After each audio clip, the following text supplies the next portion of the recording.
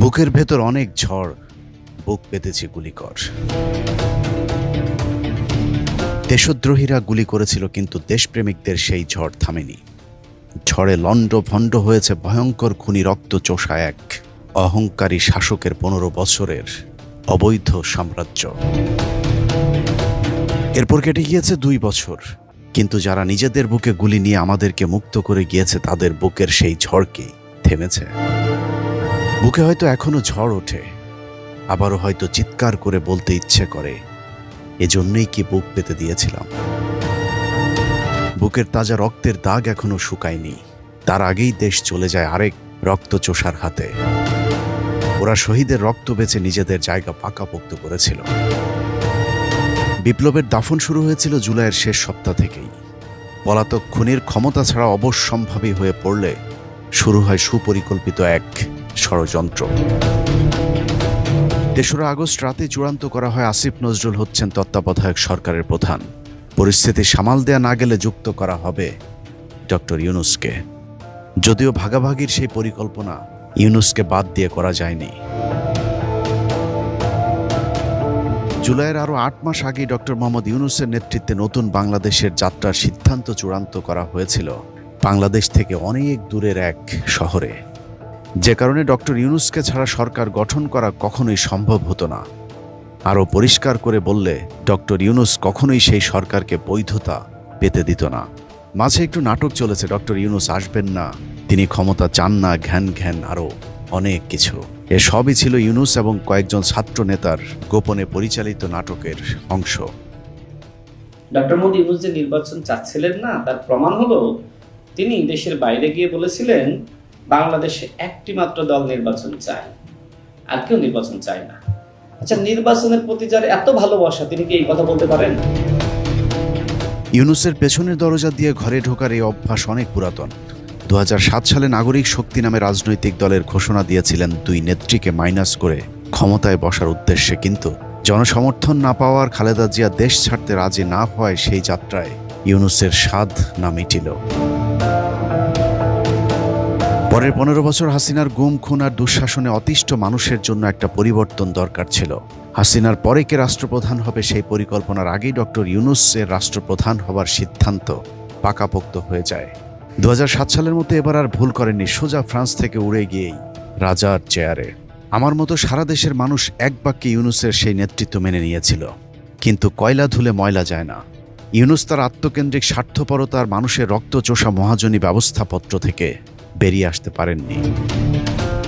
2 পাশে 2 মহাশক্তি আমাদের, ভারত আর চীন, তারা দ্রুত গতিতে এগিয়ে যাবে। আমরা যেহেতু মাঝখানে আছি, আমাদেরকে ফেলে যেতে পারবে না, তাদের বাতাসে আমরা উঠতে থাকবো। সেই থেকেই আমার বদ্ধমূল ধারণা বাংলাদেশের ভবিষ্যৎ অতি চমৎকার।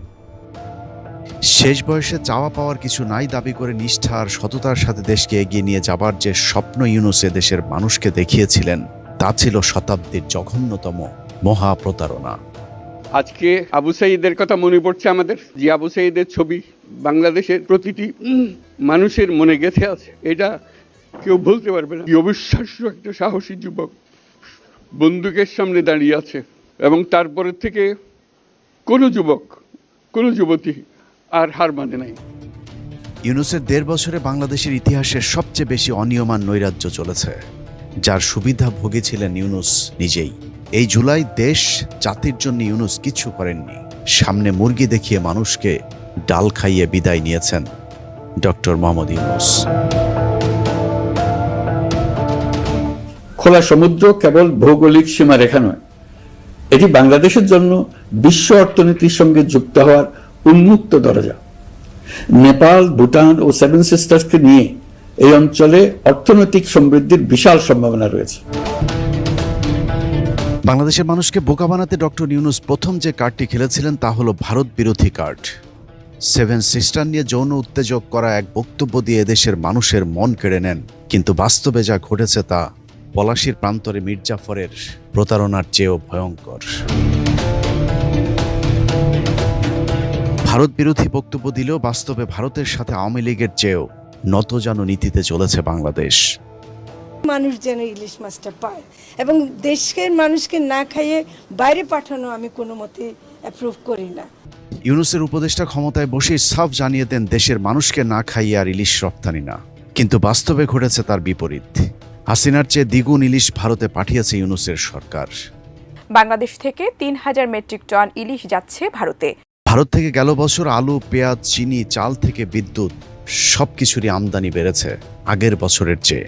আদানির সাথে অসম চুক্তি পর্যন্ত বাতিল করা হয়নি। যথারীতি বাংলাদেশের ট্রানজিট এবং বন্দর ব্যবহার করেছে ভারত, অথচ নেপালের সাথে আমদানি রপ্তানিতে ভারত আমাদেরকে ট্রানজিট তো দূরের কথা, ট্রান্সশিপমেন্টের সুবিধাও দেয়নি। তারপরেও ইউনূসের পছন্দের পররাষ্ট্র উপদেষ্টা তৌহিদ ভারতের সাথে সম্পর্ক বিনির্মাণে নিজের জামা কাপড় সব খুলে দেওয়ার প্রতিশ্রুতি দিয়েছিলেন। ভারতের সাথে সম্পর্ক বিনির্মাণ করতে হবে এবং কন্টিনিউ করে যেতে হবে। ডক্টর ইউনূস সবচেয়ে বড় তেলেস্মাতি দেখিয়েছেন চীন সফর থেকে ফিরে। ধুমধাম করে সফর শেষে দেশে ফিরেই বলা হয় তিস্তা প্রকল্পের কাজ চীনকে দেওয়া হয়েছে, যার বাজেটও নাকি চূড়ান্ত করা হয়েছে 12,000 কোটি টাকা।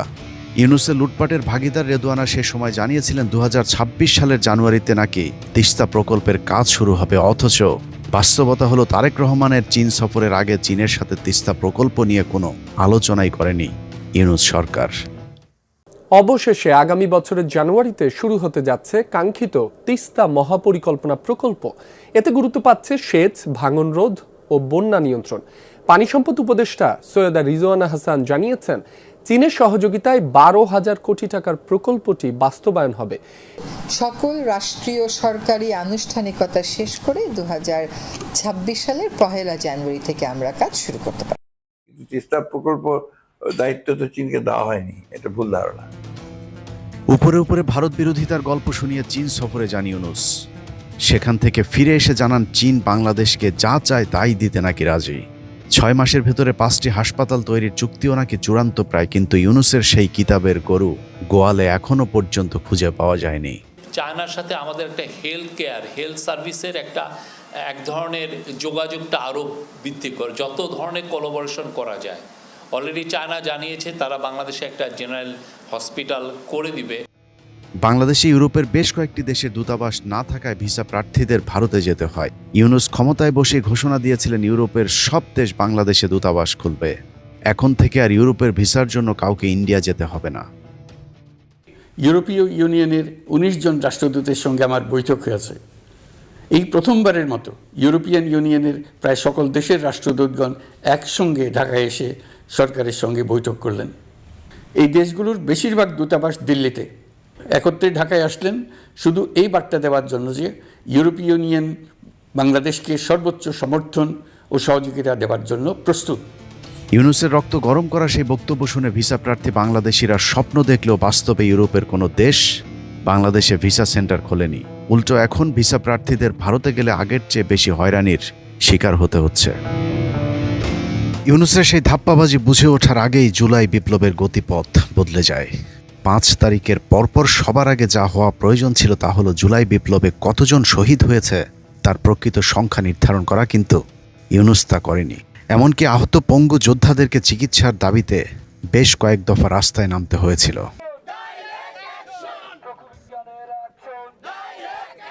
জুলাইয়ের সব স্মৃতি সংরক্ষণের উদ্দেশ্যে নির্মাণাধীন জুলাই স্মৃতি জাদুঘরটিও 1.5 বছরে উদ্বোধন করবার সময় পায়নি প্রতারক ইউনূস।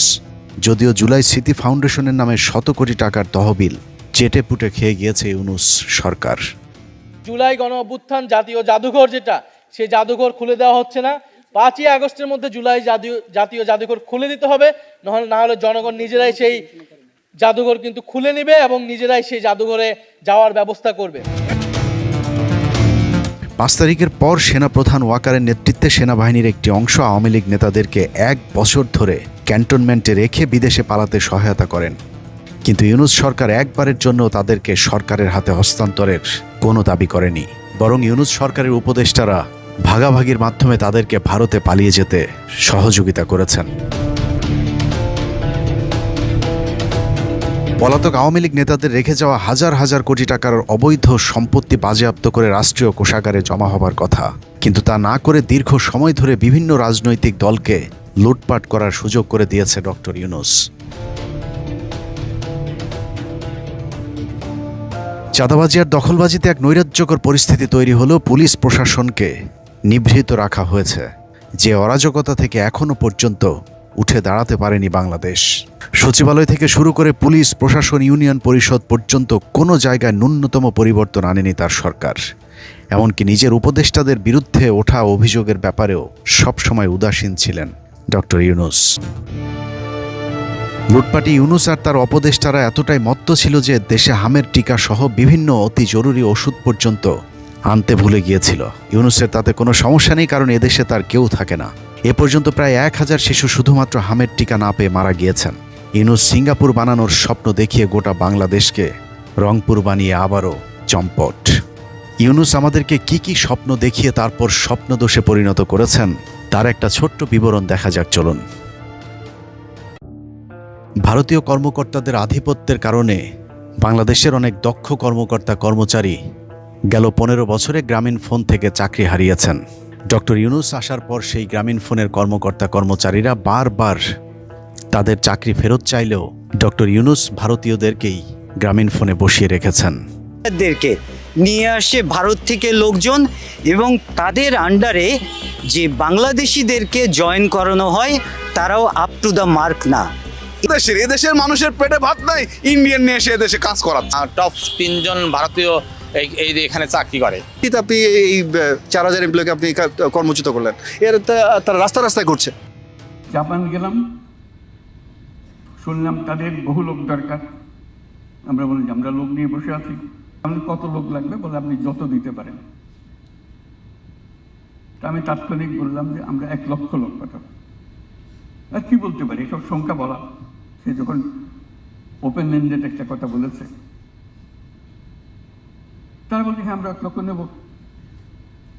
আমি অবাক হয়ে গেলাম, তারা 1 লক্ষ লোক, আরো বেশি বলতে হতো, আরো বেশি রাজি হতো। জাপানের সেই 1 লাখ শ্রমিকের একজনকেও পাঠাতে পারেনি ইউনূস সরকার। এমনকি দুবাইতে গিয়ে শেখদের সাথে বৈঠক শেষে বলেছিলেন বাংলাদেশিদের জন্য আমিরাতের ভিসা নিষেধাজ্ঞা তুলে নিবে, কিন্তু সেই নিষেধাজ্ঞা এখনো পর্যন্ত ওঠেনি। আমিরাতের বেশ কয়েকজন মন্ত্রীর সঙ্গে দেখা করেন প্রধান উপদেষ্টা। বৈঠকে বাংলাদেশি নাগরিকদের উপর ভিসা নিষেধাজ্ঞা, ব্যবসা বাণিজ্য সম্প্রসারণ, এছাড়া আরও জানা যায় প্রধান উপদেষ্টা সংযুক্ত আরব আমিরাত কর্তৃপক্ষকে বাংলাদেশি নাগরিকদের উপর থেকে ভিসা নিষেধাজ্ঞা প্রত্যাহার এবং দেশ থেকে আরও কর্মী নিয়োগের জন্য জোরালো আহ্বান জানান। ইউনূস মাত্র 18 মাসের ব্যবধানে সরকারি টাকায় মোট 11টি বিদেশ সফর করেছেন। এসব সফরের বেশিরভাগ ছিল তার ব্যক্তিগত ব্যবসায়িক স্বার্থে। সরকারি টাকায় করা তার সেই সফর বাংলাদেশের কোনো কাজে আসেনি। 2 মাসের ব্যবধানে চীন ও জাপান সফরে যাচ্ছেন অন্তর্বর্তী সরকারের প্রধান উপদেষ্টা ডক্টর মোহাম্মদ ইউনূস।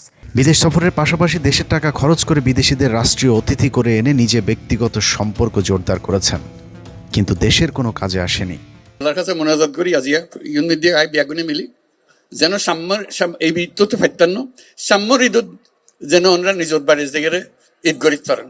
আলহামদুলিল্লাহ। রোহিঙ্গাদেরকে মিয়ানমারে পাঠানোর কথা বলে জাতিসংঘের কিছু কর্মকর্তাদেরকে নিয়ে পিকনিক শেষে ইউনূস বলেছিলেন রোহিঙ্গারা আগামী ঈদ তাদের দেশে গিয়ে উদযাপন করবে, কিন্তু সেই ঈদ আর আসেনি। ক্ষমতায় বসে প্রবাসীদেরকে নানা ধরনের স্বপ্ন দেখালেও প্রবাসীদের সামনে শুধুই দুঃস্বপ্ন রেখে বিদায় নিয়েছেন ইউনূস। প্রথম মাসে আন্তর্জাতিক শ্রম সংস্থার কিছু সাদা চামড়ার লোকজনকে নিয়ে ইউনূস এবং আসিফ নজরুল বিমানবন্দরে প্রবাসী লাউঞ্জের উদ্বোধন করেন। হইচই ফেলে দেয়া সেই প্রবাসী লাউঞ্জে কথা ছিল প্রবাসীদের জন্য সব ধরনের সেবা পাওয়া যাবে, কিন্তু মাসখানেকের মধ্যেই কথিত সেই লাউঞ্জের কার্যক্রম বন্ধ হয়ে যায়। বরং যে কোনো সময়ের চেয়ে সবচেয়ে খারাপ ব্যবস্থাপনা ছিল ইউনূসের আমলে। প্রবাসীদের বাড়িতে গিয়ে পাসপোর্ট করে দেওয়ার সেই স্বপ্ন পূরণ করতে পারেনি ইউনূসের ধাপ্পাবাজির সরকার। পাসপোর্ট হবে আমাদের, ছাপার দরকার নেই, পাসপোর্ট এখান থেকে যাবে, আপনার টেলিফোনে চলে আসবে পাসপোর্ট। এটার জন্য লাইন ধরতে হবে কেন, অফিসে যেতে হবে কেন? আপনার যেটা সরকার থেকে প্রাপ্য সরকার আপনাকে বাড়িতে পৌঁছিয়ে দেবে, এটাই হলো নিয়ম। বাংলাদেশকে বিদেশে বিনিয়োগে ভরিয়ে দেওয়ার আশ্বাসে বিডার নতুন প্রেসিডেন্ট আশিককে নিয়োগ দেওয়ার শুরুতে গাল ভরা অনেক গল্প আমাদেরকে শোনানো হয়েছিল, কিন্তু বাস্তবে 2024 সালের চেয়ে 2025 সালে দেশে 20% বিদেশি বিনিয়োগ কমেছে। My first slide is thank you slide. That's not the last slide. We just wanted to thank all of you for kindly coming and joining the summit. So the purpose of the summit is today, sitting in this forum, we would like to say that we are open for business and we're really committed to win business from all of you. তাদের মধ্যে যদি একটা $100 million investment হয়, that would be 1000 কোটি টাকা, 1200 কোটি টাকা investment. That should be a big success for this summit.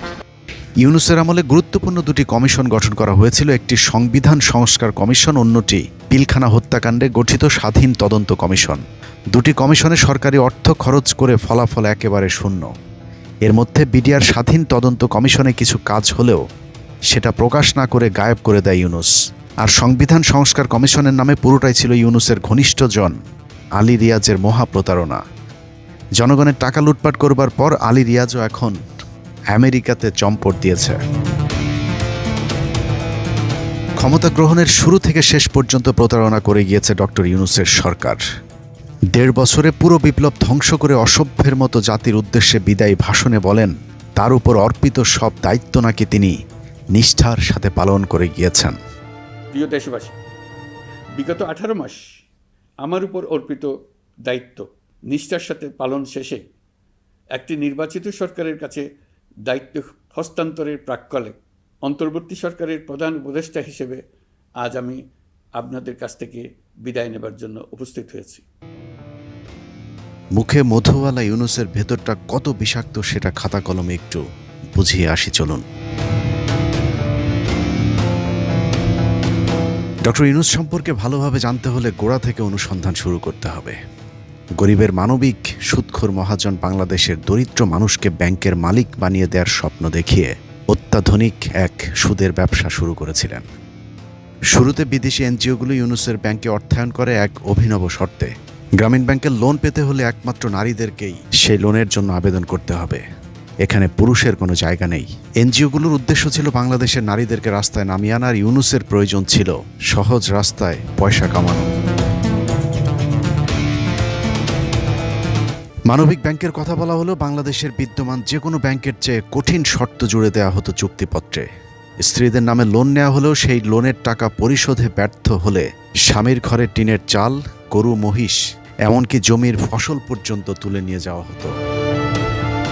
মহাজন ইউনূসের ঋণের চাপে পিষ্ট হয়ে সারা দেশে অন্তত 450 মানুষ আত্মহত্যা করে, যাদের সবাই নারীদের নামে এসব ঋণ দেয়া হলেও আত্মহত্যা করা এসব মানুষগুলো সকলেই পুরুষ। গ্রামীণ ব্যাংকের ঋণের টাকা শোধ করতে না পেরে গৃহবধূর আত্মহত্যার ঘটনা আজও মানুষের মুখে মুখে। সেই সাথে ব্যাংকের কর্মকর্তা কর্মচারীদের সাথে পরকীয়ায় জড়িয়ে সংসার ভেঙেছে অনেক অসহায় গরিব মানুষের। বিদেশিদের কুপরামর্শে ইউনূসের নিষ্ঠুর এই ব্যাংকের যাত্রা শুরু হয়েছিল 1983 সালে। তবে বিদেশিদের এই কুমতলব যেন প্রকাশ না পায় সে কারণে শুরুতে মাত্র 3 কোটি টাকা নিয়ে ইউনূস তার সুদের ব্যবসা শুরু করে। এর মধ্যে 1,80,00,000 টাকা ছিল সরকারের, বাকি 1,20,00,000 টাকা ছিল ঋণ গ্রহীতাদের। জনদরদি ইউনূসের ব্যক্তিগত কোনো টাকা ছাড়াই শুরু হয় কথিত গরিবের ব্যাংকের যাত্রা। এরপর দৃশ্যপটে আসে দাতা সংস্থাগুলো। তারপর থেকেই শুরু হয় ডক্টর ইউনূসের 2 নম্বরই। যেহেতু সরকারি অধ্যাদেশের মাধ্যমেই গ্রামীণ ব্যাংক নামক প্রতিষ্ঠানটির জন্ম হয়েছে, সে কারণে দাতা সংস্থাগুলোর অনুদানের অর্থ যদি প্রতিষ্ঠানের নামে আসে তাহলে ইউনূসের সব অর্থ আত্মসাৎ করার সুযোগ থাকত না, কারণ লভ্যাংশ সরকার এবং ঋণ গ্রহীতাদের মাঝে ভাগাভাগি করতে হতো। কিন্তু ইউনূসের মূল টার্গেট ছিল ব্যাংকের লভ্যাংশ এবং দাতাদের ওই টাকা পুরোটা একাই আত্মসাৎ করা। যে কারণেই দাতাদের অনুদানের অর্থ দিয়ে প্রথমে সোশ্যাল ভেঞ্চার ক্যাপিটাল ফান্ড গঠন করে প্রতারক ইউনূস। এরপর 1994 সালে গ্রামীণ ফান্ড নামের একটি লিমিটেড কোম্পানি গঠন করা হয় এবং এই কোম্পানিতে আগের ফান্ডের 50 কোটি টাকা হস্তান্তর করা হয়। গ্রামীণ ব্যাংক সরকারি প্রতিষ্ঠান হলেও এর ব্যবস্থাপনা পরিচালক হিসাবে একাই সব সিদ্ধান্ত নিতেন ডক্টর ইউনূস। ইন্টারিম সরকারের মতো গ্রামীণ ফান্ডের পরিচালনা পর্ষদও গঠন করা হয়েছিল ইউনূসের আত্মীয় স্বজন এবং পরকীয়া প্রেমিকাদের নিয়ে। একের পর এক নতুন নতুন ফান্ড গঠন করে অর্থ হস্তান্তরের বিরুদ্ধে নিজের তৈরি পরিচালনা পর্ষদের কেউ কিছু না বললেও বিপত্তি বাধায় বিদেশি দাতা সংস্থাগুলো। যে কারণে পরের 2 বছর আর নতুন কোনো ফান্ড হস্তান্তর করতে পারেনি ইউনূস। 1996 সালের 25শে এপ্রিল দেশে যখন রাজনৈতিক অস্থিরতা চলছিল, সেই ফাঁকে ইউনূস আবারও গ্রামীণ ব্যাংকের বোর্ড সভায় গ্রামীণ ব্যাংকের সদস্য ও কর্মীদের কল্যাণের নামে কোম্পানি আইন 1994 এর আওতায় গ্রামীণ কল্যাণ নামে নতুন আরেকটি শাখা প্রতিষ্ঠানের অনুমোদন করিয়ে নেয়। শুনতে শ্রুতি মধুর হলেও গ্রামীণ কল্যাণ নামে যে প্রতিষ্ঠানটি প্রতিষ্ঠা করা হয়েছিল সেটিও ডক্টর ইউনূসের আরেকটি প্রতারণার ফাঁদ। শুরুতে যেভাবে গ্রামীণ ব্যাংক থেকে গ্রামীণ ফান্ডে 50 কোটি টাকা হস্তান্তর করা হয়েছিল, ঠিক একইভাবে গ্রামীণ ব্যাংকের সোশ্যাল অ্যাডভান্সমেন্ট ফান্ড থেকে গ্রামীণ কল্যাণে অবৈধভাবে 69 কোটি টাকা হস্তান্তর করা হয়। মেমোরেন্ডাম অফ আর্টিকেল অনুযায়ী গ্রামীণ কল্যাণের 9 সদস্যের পরিচালনা পর্ষদের 2 জন সদস্য গ্রামীণ ব্যাংকের মনোনীত প্রতিনিধি। এছাড়া গ্রামীণ কল্যাণের চেয়ারম্যানও হবেন গ্রামীণ ব্যাংকের মনোনীত একজন। ডক্টর ইউনূসও গ্রামীণ ব্যাংকের মনোনীত প্রতিনিধি হিসেবেই গ্রামীণ কল্যাণের চেয়ারম্যান হন। এ যেন এক শেয়ালের মুরগি ভাগাভাগির গল্প। ততদিনে দাতা সংস্থাগুলোর আসল উদ্দেশ্য পূরণ হতে শুরু করেছে। নারীরা এখন ঘর থেকে বেরিয়ে কিস্তি দেয়া নেয়ার নামে মন দেয়া নেয়াও শুরু করেছে, যে কারণে তাদের টাকা কোথা থেকে কোথায় হস্তান্তর হচ্ছে তা নিয়ে তাদের আর তেমন মাথা ব্যথা নেই। যে কারণে ডক্টর ইউনূস গ্রামীণ কল্যাণের একক মালিকানা উপভোগ করতে থাকেন। এই গ্রামীণ কল্যাণের মাধ্যমেই তিনি গড়ে তোলেন একের পর এক মোট 13টি প্রতিষ্ঠান। এদিকে গ্রামীণ ফান্ডের বিপরীতে গঠন করা হয় আরও 15টি প্রতিষ্ঠান, যেসব প্রতিষ্ঠান প্রতিষ্ঠার মূল উদ্দেশ্য ছিল গ্রামীণ ব্যাংকের টাকা হস্তান্তর করে গ্রামীণ ব্যাংকের টাকা নাম সর্বস্ব এসব প্রতিষ্ঠানে হস্তান্তর করা।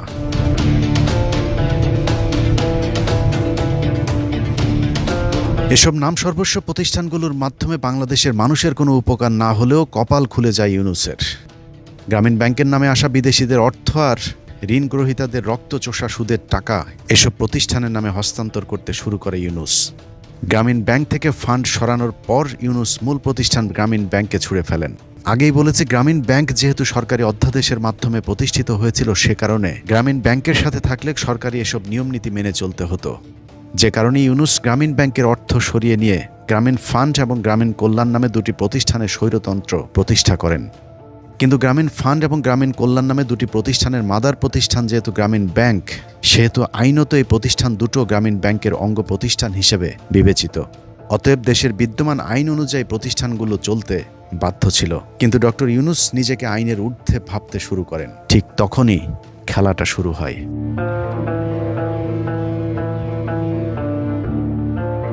বিদ্যমান আইনে গ্রামীণ ব্যাংকের অঙ্গ প্রতিষ্ঠান হবার কারণে গ্রামীণ ফান্ড এবং গ্রামীণ কল্যাণের পরিচালনা পর্ষদে গ্রামীণ ব্যাংকের প্রতিনিধি থাকা বাধ্যতামূলক। কিন্তু 2021 সাল থেকে এই প্রতিষ্ঠান দুটিতে গ্রামীণ ব্যাংকের প্রতিনিধি থাকতে দেয়নি ইউনূস। গ্রামীণ ব্যাংকের পরিচালনা পর্ষদের সিদ্ধান্ত অনুযায়ী এই দুটি প্রতিষ্ঠানের চেয়ারম্যান হবেন গ্রামীণ ব্যাংকের মনোনীত ব্যক্তি। কিন্তু ডক্টর ইউনূস জোরপূর্বক গ্রামীণ কল্যাণ এবং গ্রামীণ ফান্ডের চেয়ারম্যানের পদ ছাড়তে অস্বীকৃতি জানান।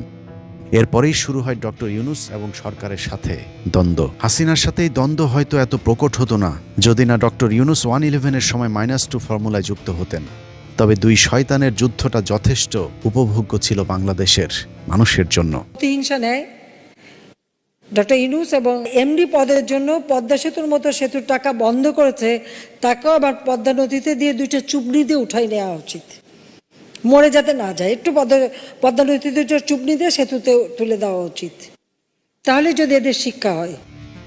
হাসিনা ব্যক্তিগত আক্রমণ দেখালেও ডক্টর ইউনূসের বিরুদ্ধে অভিযোগ ছিল সুনির্দিষ্ট।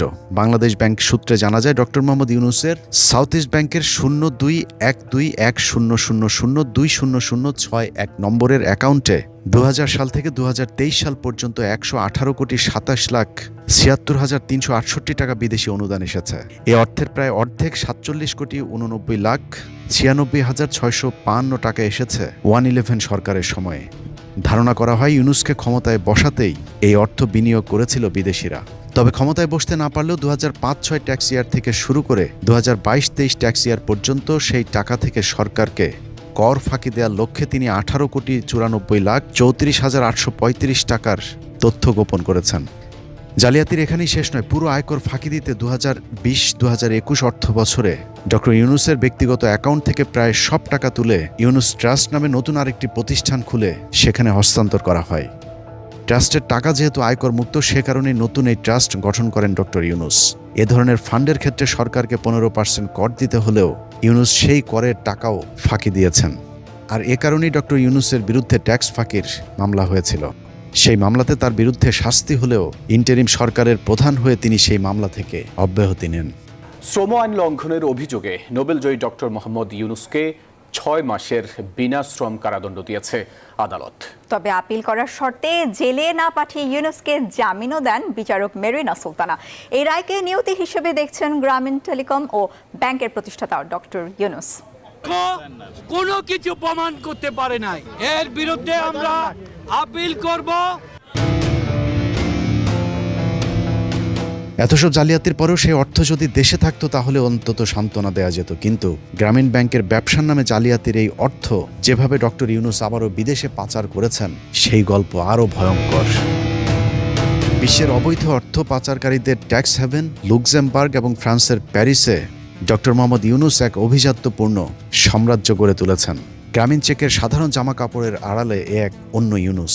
চাকচিক্যের সাথে সেই সাম্রাজ্যে আরও অনেক কিছুই চলে যা আমাদের অনেকের কাছেই অজানা।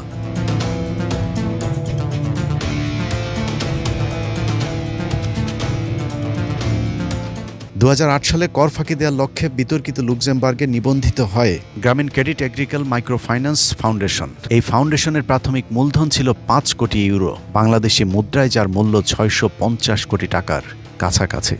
বিস্ময়ের ব্যাপার হলো এই বিশাল তহবিলে ডক্টর ইউনুসের প্রতিষ্ঠান গ্রামীণ ট্রাস্টের বিনিয়োগ মাত্র 1000 ইউরো, অথচ এই প্রতিষ্ঠানের প্রধান কর্তা ব্যক্তি ডক্টর ইউনুস। এখন প্রশ্ন হলো, মাত্র 1000 ইউরো বিনিয়োগে কারা তাকে এত বড় প্রতিষ্ঠানের দায়িত্ব দিল, আর বাকি টাকাই বা কোত্থেকে এলো?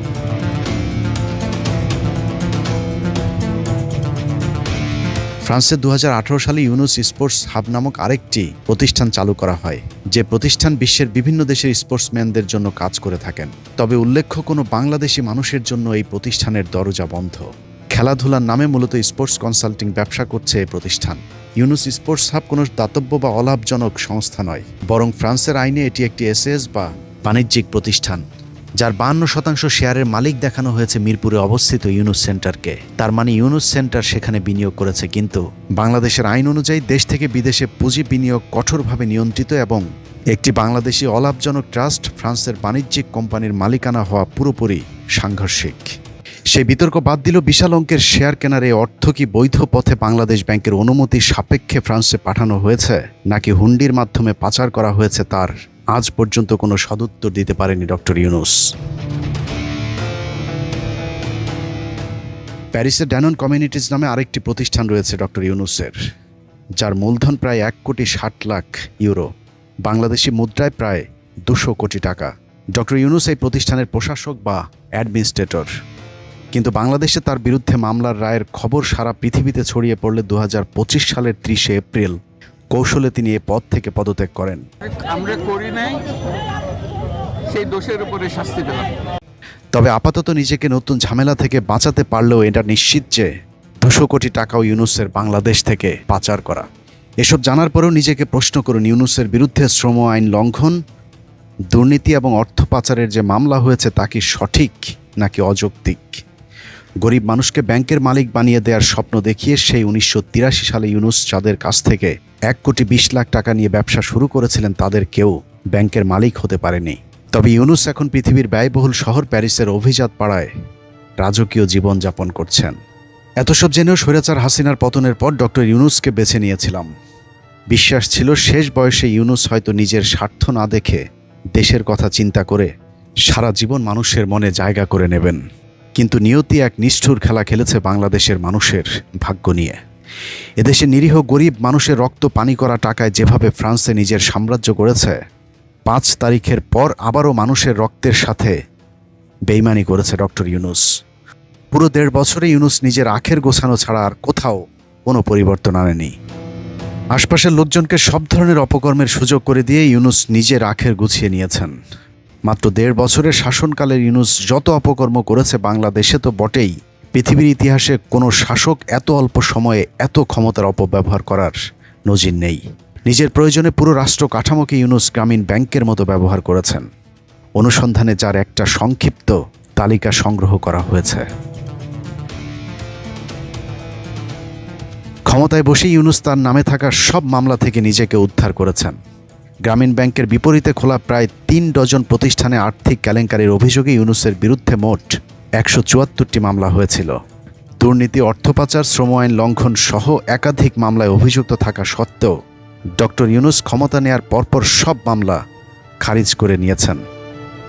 15 বছর ধরে নির্যাতিত অনেক মানুষ এখনও কারাগারে থাকলেও ম্যাজিকের মতো ডক্টর ইউনূসের মামলাগুলো সব ভ্যানিশ হয়ে যায়। গ্রামীণ ব্যাংকের পুরো নিয়ন্ত্রণ নিতে সরকারি মালিকানা 25% থেকে কমিয়ে 10% আনা হয়েছে।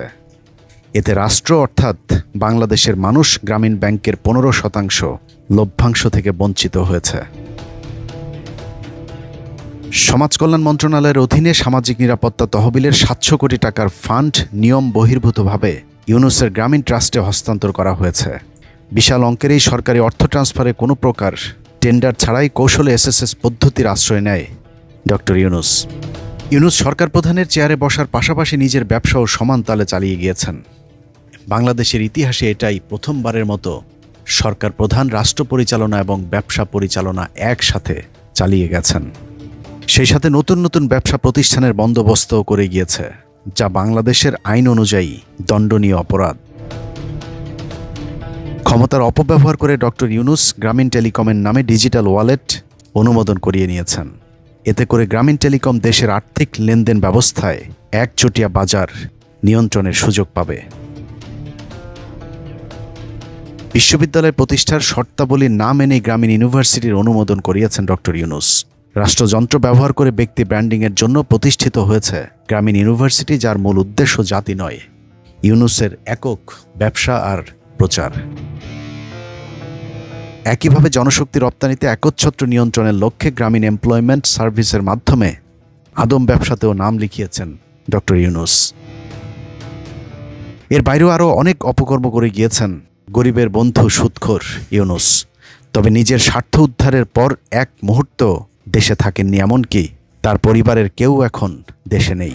মহাজনী ব্যবসায় অর্জিত অর্থের মতো গেল 1.5 বছরে উপার্জিত অর্থেরও গন্তব্য সেই লুক্সেমবার্গে, যেখানে ইউনূস রাজকীয় বিলাসী জীবনযাপন করে গরিবকে স্বপ্ন দেখায় ব্যাংকের মালিক হবার।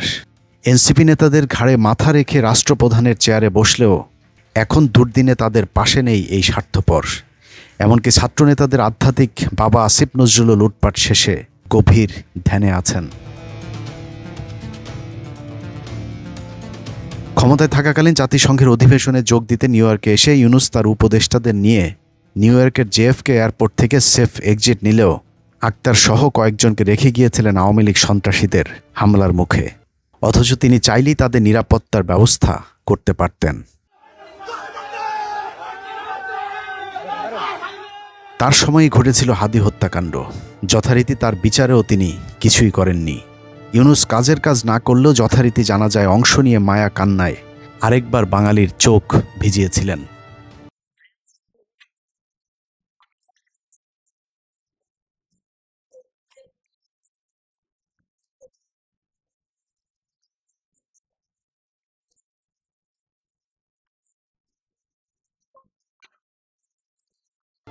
ইউনূসের মতো একঝাঁক লুটেরাদের হাতে 1.5 বছর ধরে লুট হয়েছে রক্তের দামে কেনা 24-এর মহান বিপ্লব।